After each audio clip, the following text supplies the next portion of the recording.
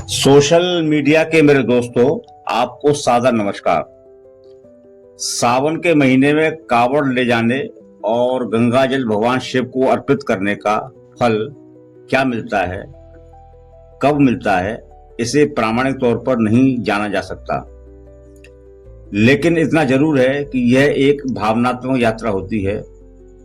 इसमें भक्ति की यह प्रबल भावना होती है कि हम पैदल चलकर, कष्ट उठाकर किसी मंदिर में मौजूद शिव के प्रतीक पर गंगाजल अर्पित करेंगे तो शिव हम पर प्रसन्न हो जाएंगे।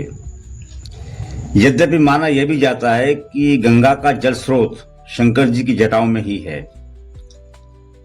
अब यह भक्ति का भाव किसी शिवालय में मौजूद शिवलिंग तक होना चाहिए, या यह होना चाहिए कि शिव तो सर्वव्यापी हैं।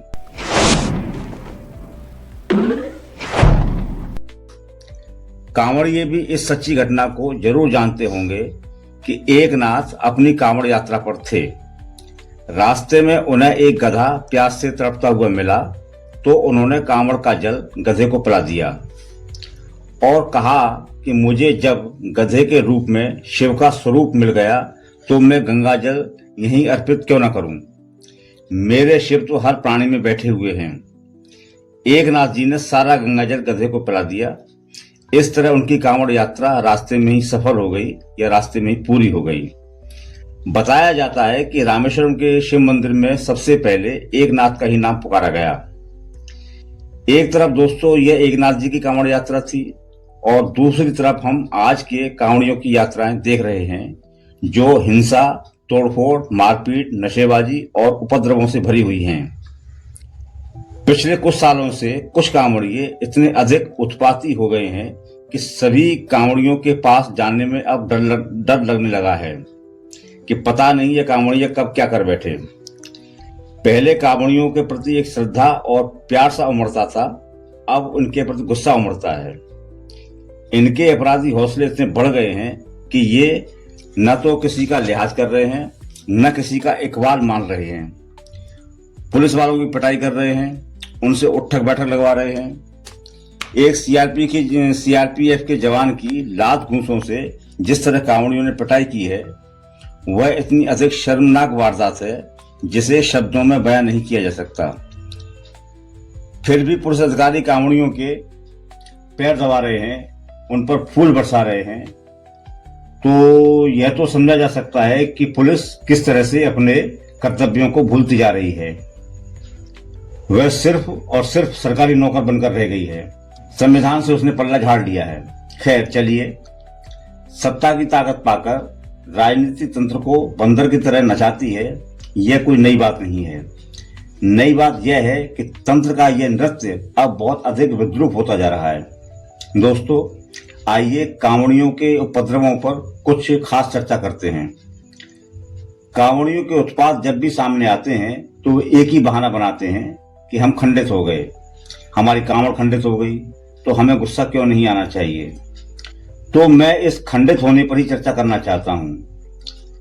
कांवड़ियों को कोई जरा सा छू भी दे तो ये खंडित हो जाते हैं। इनकी कांवड़ को कोई छू ले तो, या कांवड़ किसी से टच हो जाए तो कांवड़ खंडित हो जाती है।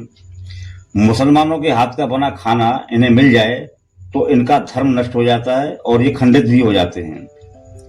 इनके तर्क भी सुनने लायक हैं। कांवड़ियों का तर्क है कि कोई अगर गैर कांवड़िया इन्हें छू रहा है तो क्या पता उसने स्नान किया हुआ है या नहीं। हो सकता है कि उसने लहसुन, प्याज या मांस का सेवन किया हो, तो वह स्पर्श कर लेगा तो हम खंडित हो ही जाएंगे। इसी तरह कांवड़ी तर्क देते हैं कि कोई वस्तु कांवड़ से टच हो जाती है तो वह चीज अशुद्ध हो सकती है, तब हमारी कांवड़ खंडित हो जाती है, इसलिए हम कार टच होने पर उसे तोड़ते फोड़ते हैं। वाकई कांवड़िए बड़े पवित्र और शुद्ध होते हैं। इनके शरीर में हमेशा मलमूत्र भरा होता है, फिर भी इनकी शुद्धता काबिल तारीफ है। अब कोई कांवड़िया अथवा इनका हितैषी मुझे समझाए कि जब इन पर पुष्प वर्षा होती है तब ये और इनकी कांवड़ें खंडित क्यों नहीं होती। यह कैसे मान लिया जाए कि फूल हमेशा शुद्ध ही होते हैं। तमाम गंदे संदे हाथों से टूटकर फूल खेतों से बाजार में आते हैं। जिन बोरियों में इन्हें भरा जाता है वे बोरियां भी शुद्ध नहीं होती, अशुद्ध होती हैं। फिर क्या पता मंडी में लहसुन प्याज की बोरों के बगल में इन्हें रख दिया गया हो या रख दिया जाता हो। मैंने स्वयं देखा है दोस्तों कि जो हमारे क्षेत्र में सब्जी वाले हैं वो सावन में या शिवरात्रि पर और सोमवारों को फूल बेचते हैं और इनके घरों में लहसुन प्याज और फूल संग संग रखे रहते हैं। इसलिए इसकी फूलों की शुद्धता का कोई मानक नहीं है कि बाजार से फूल शुद्ध ही आते हैं। और जब फूलों को शुद्ध करने के लिए इन्हें कांवड़ की तरह गंगा जल से नहलाया भी नहीं जाता, क्योंकि जब ये कांवड़ लेके जाते हैं तो तमाम कांवड़ मुसलमान बनाते हैं। तो कांवड़ियों का कहना है कि हम कांवड़ को गंगा जी में नहला देते हैं तो शुद्ध हो जाती है, इसे कोई भी बनाए इससे कोई फर्क नहीं पड़ता। तो फूलों को ऐसा भी नहीं है कि उनको गंगा जी में नहलाया जाता हो। तो फिर ऐसे अशुद्ध फूलों की वर्षा से कांवड़ और कांवड़िए खंडित क्यों नहीं होते? कांवड़ियों का पाखंड और ढोंग भी देखने लायक है। मुसलमान का बना शाकाहारी भोजन भी कर लेंगे तो ये दूषित और खंडित हो जाएंगे, लेकिन जब मुसलमान इन पर पुष्प वर्षा करेंगे तो इनका अहंकार इन्हें खुशी से भर देता है।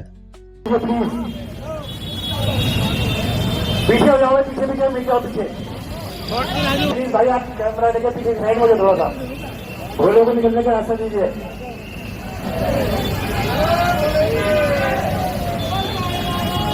महाराज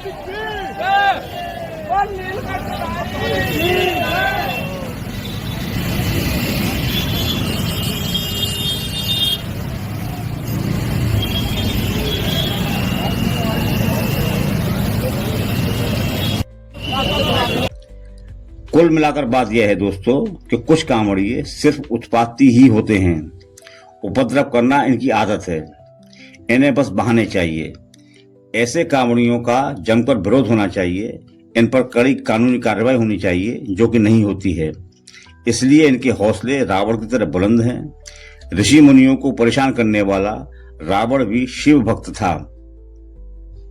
इस चर्चा में दोस्तों बस इतना ही। मेरा आग्रह है कि ऐसी ही वैचारिक चर्चाओं में बने रहने के लिए मेरे चैनल को सब्सक्राइब कीजिए, घंटी का बटन दबाइए और इस वीडियो को ज्यादा से ज्यादा शेयर कीजिए। आपका बहुत बहुत आभारी, सुनीत गोस्वामी।